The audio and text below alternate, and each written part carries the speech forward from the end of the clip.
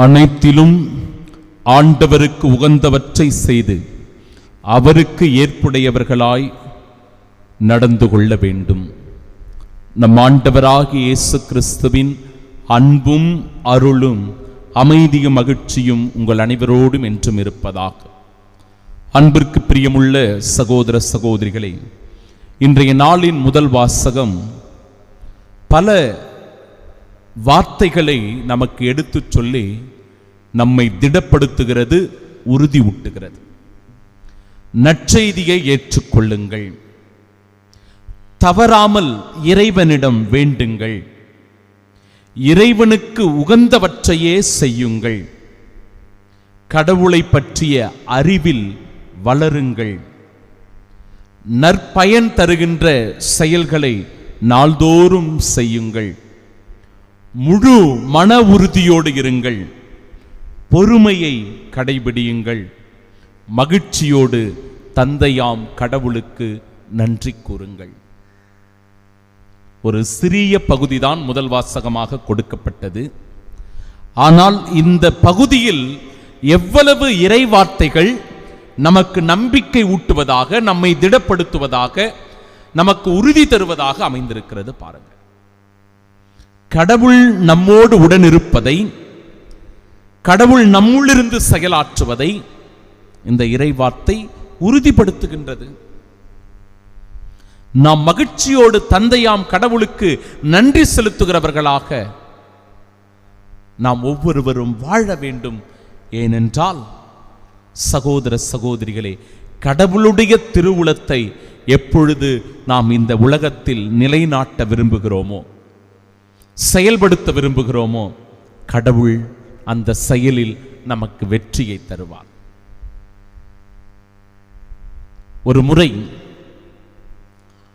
ஒரு குடும்பம் என்னை சந்திக்க வந்தார்கள். நன்றி உள்ளத்தோடு காணிக்கையை கொண்டு வந்து கொடுத்து, எங்களால் இயன்ற காணிக்கை ஃபாதர், கடவுளுடைய காரியங்கள் எதற்காவது நீங்கள் பயன்படுத்திக் கொள்ளுங்கள் என்று சொல்லி அந்த காணிக்கை கொடுத்தார்கள். கடவுள் எங்களுக்கு பல நன்மைகளை செய்தார். அந்த நன்மையின் நன்றி கடனாக இதை நாங்கள் செய்கிறோம்.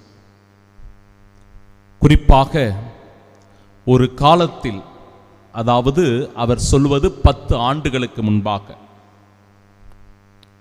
தொழிலில் நல்ல வளர்ச்சியை நாங்கள் பெற்றிருந்தோம்.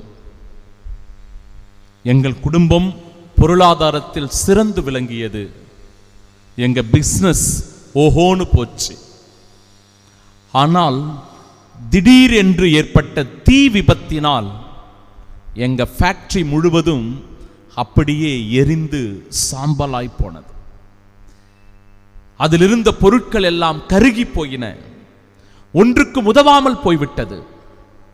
என்ன செய்வது என்றே தெரியவில்லை. பிசினஸ்ல பெரிய லாஸ், வாழ்க்கையில் மிக பெரும் ஒரு அடி, சறுக்கள்.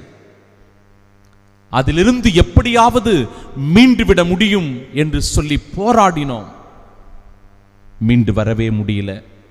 அதிகமான கடன் பிரச்சனை, குடும்பத்தில் பொருளாதார நெருக்கடி, வறுமையான சூழ்நிலை தொடர ஆரம்பித்தது. எங்களுடைய ஊர், இடம், ஃபேக்டரி எல்லாத்தையும் விட்டுட்டு நாங்கள் இந்த சென்னை நகர்ப்புறத்திற்கு வந்து விட்டோம். இந்த இடத்திற்கு வந்து அமைதியான முறையில் எங்களுடைய பிழைப்பை நாங்கள் நடத்தி கொண்டிருந்தோம். அப்பொழுதுதான் ஒரு அருட்தந்தை எங்களை சந்தித்து, நாங்கள் இப்படி எங்களுடைய குறைகளை சொல்லுகிற போது, கஷ்டங்களை சொல்லி வேதனைப்பட்ட போது அவர் எங்களை தேற்றினார், எங்களுக்கு நம்பிக்கை ஊட்டினார். அவருக்கு தெரிந்த நல்ல நண்பர்களை சுட்டிக்காட்டி அந்த நண்பர்களை அழைத்து, உங்களுக்கு வேண்டுமானால் இவர்கள் பண உதவி செய்வதற்கு தயாராக இருக்கிறார்கள், மீண்டும் நீங்கள் உங்களுடைய அந்த பிசினஸை நீங்க தொடங்குவீங்களா? எங்களுக்கு பயம் வந்துடுச்சு, நம்பிக்கையே இல்லை. அச்ச உணர்வு, ஏற்கனவே ஒரு பெரிய தோல்வி, சறுக்கள் எல்லாம் எரிந்து நாசமாய் போனது. குடும்பம் கஷ்டத்தில் இருக்கிறது, நெருக்கடியில் இருக்கிறது, வறுமை சூழ்ந்திருக்கிறது. இந்த சூழ்நிலையில் இந்த அருட்தந்தை இப்படியாக ஊக்கமூட்டுகிறாரே, உற்சாகத்தை தருகிறாரே, செய்யலாமா வேணாமா ஒரு போராட்டம். இறுதியாக குடும்பத்தோடு கலந்து ஆலோசித்து விட்டு ஒரு முடிவுக்கு வந்தோம். சரி, மீண்டுமாய் நாம தொடரலாம். பிரியமானவர்களே, அந்த நல்ல உள்ளங்கள் 1-2 பேர் இந்த மனிதருக்கு உதவி செய்தார்கள். அதன் பிறகு இன்றைக்கு ஓரளவிற்கு அந்த பொருளாதார நெருக்கடியிலிருந்து, அந்த தோல்வியிலிருந்து, அந்த சறுக்களிலிருந்து அவர்கள் மீண்டு வந்து கடவுளுக்கு நன்றி செலுத்துகிறவர்களாக மாறியிருக்கிறார். அந்த நன்றியின் காணிக்கையை தான் என்னிடத்தில் கொண்டு வந்து கொடுத்தார்கள். என் அன்பிற்கு உரிய சகோதர சகோதரிகளே, ஒவ்வொரு மனித வாழ்விலும் இப்படிப்பட்ட நெருக்கடியான சூழ்நிலைகள் வருவதுண்டு, கஷ்டங்கள் வருவதுண்டு. அதைத்தான் இன்றைய நாளின் நற்செய்தி வாசகம் நமக்கு தெளிவுபடுத்துகிறது. பேதுரு இரவு முழுவதும் பாடுபட்டு உழைக்கிறார். தன்னுடைய வலைகளை போடுகிறார். வலை வீசிய பிறகும் கூட மீன்கள் அகப்படவில்லை. தோல்வி, நெருக்கடியான ஒரு நிலை. இரவு முழுவதும் பாடுபட்டு உழைத்தும் ஒன்றும் கிடைக்கவில்லை என்கிற ஏமாற்றம் அவருக்குள் இருந்தது. ஆனால் ஆண்டவர் சொல்லுகிறார், ஆழத்திற்கு நீ கொண்டு போய் உன் வலைகளை போடு. இவர் ஒரு நல்ல மீனவர், மீன் பிடிக்க தெரிந்தவர்.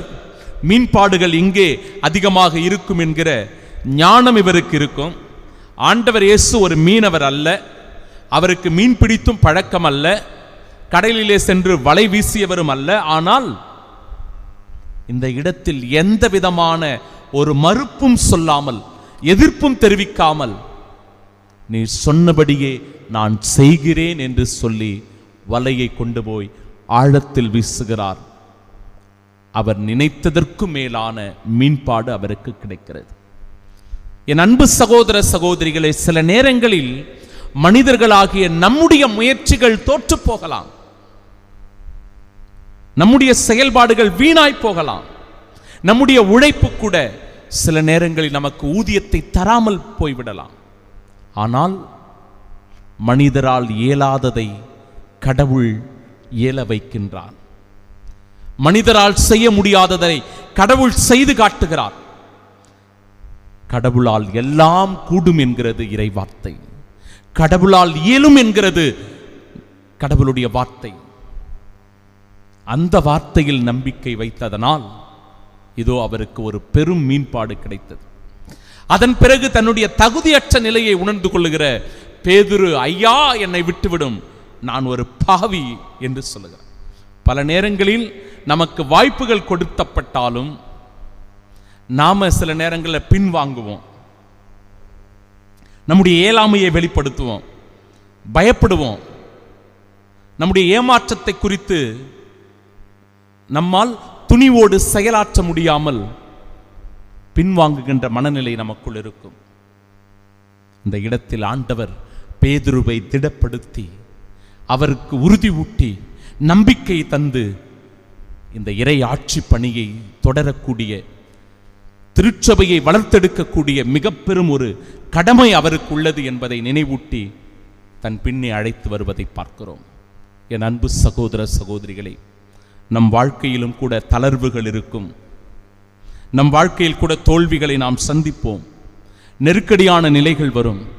கடவுள் மீது முழுமையான நம்பிக்கை வைத்தால் இறைவனால் இயலாதது ஒன்றுமில்லை. கடவுள் நமக்கு நிச்சயம் வெற்றியை தருவார். ஆமீன்.